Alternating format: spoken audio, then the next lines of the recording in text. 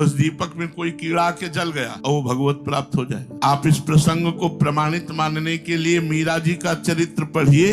जब उनको भूत महल में रखा गया, उन्होंने जे भी धूप बत्ती लगाई तो सैकड़ों भूतों का उद्धार हो गया। केवल गंध गई भूतों में तो सैकड़ों भूत भगवत प्राप्त हो गए। उसमें महल में कोई जाता नहीं था, तो आखिरी में राणा ने भेजा था कि वहां तो मारी ही जाएगी क्योंकि भूत रहते हैं। वहां उल्टा हुआ, भूत मीरा जी को परेशान करने की जगह सब भगवत प्राप्त हो गए धूप की केवल गंध लगने से। अब ये चरणामृत है, अब चरणामृत में मच्छर आके बैठ गया, उसने जरा पिया, हो गया उसका काम। मच्छर योनि में है लेकिन भगवत प्राप्ति का काम बन गया। किसी भक्त के संयोग में पशु पक्षी रह रहे हैं और वो भगवान का नाम कीर्तन कर रहे हैं, भगवान की गुणगाथा गा रहे हैं, देखकर आनंदित हो रहे हैं और वो जीव भगवान को प्राप्त हो। ऐसे कितने प्रसंग आते कि तोता को राम राम पढ़ाने से वो तोता भगवान को प्राप्त हो।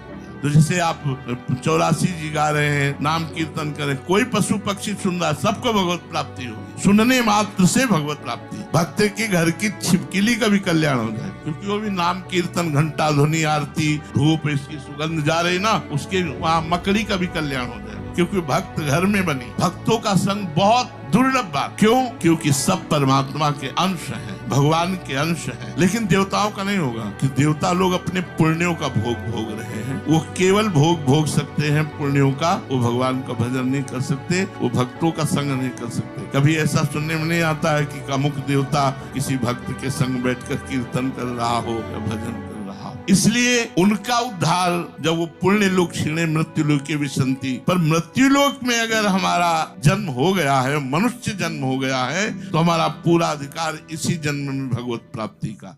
जैसे भगवान